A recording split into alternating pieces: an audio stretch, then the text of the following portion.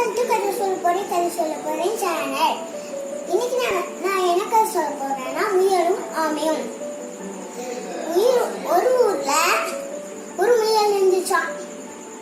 இந்த முயல் தண்ணி குடிச்சிட்டு இருந்துச்சான். அந்த வழியா வந்த ஆமை நம்ம 2 பேரும் ஓட்ட பந்தயம் வச்சுக்கலாமா அப்படின்னு கேட்டுச்சான். அப்ப அந்த ஆமை சரி ஒத்துக்குச்சா இல்லையா அப்படின்னு உங்களுக்கு தெரியலன்னா நான் சொல்றேன். ஒத்துக்குச்சு. அப்பதான் ஓட்ட பந்தயத்தினால முயலும் ஆமையும் ரெடியா இருந்தாங்களாம். ரெடி பந்தயம் தொடங்கின உடனே அந்த முயல் ஓட ஆரம்பிச்சுச்சான். அப்புறம் நம்ம ஆமை என்ன இருக்கும் போது மெதுவா நகர்ந்து வந்துட்டே இருந்தானா. கொஞ்சம் தூரம் போன உடனே முயல் பின்னாடி கொஞ்சம் பின்னாடி திரும்பி பார்த்துச்சான்.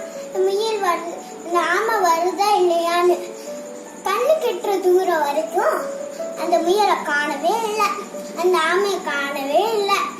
அப்புறம் அந்த முயல் ஒரு மரத்துக்கடியில போய் உட்காந்து தூங்கிச்சு. அப்பதான் அப்ப ஆமை நகர்ந்து அந்த முயலை தாண்டி போயிடுச்சு.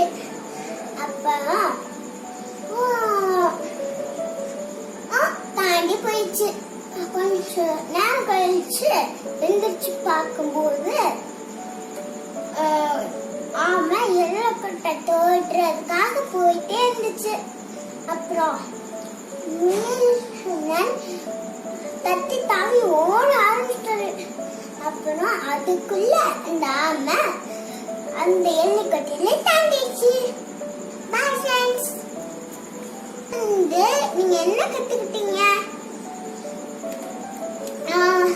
நான் யாரையும் குறைவா எடை போடக்கூடாது. ஒரு வேலையை பார்த்துட்டு தான் அடுத்த வேலைக்கு போகணும்.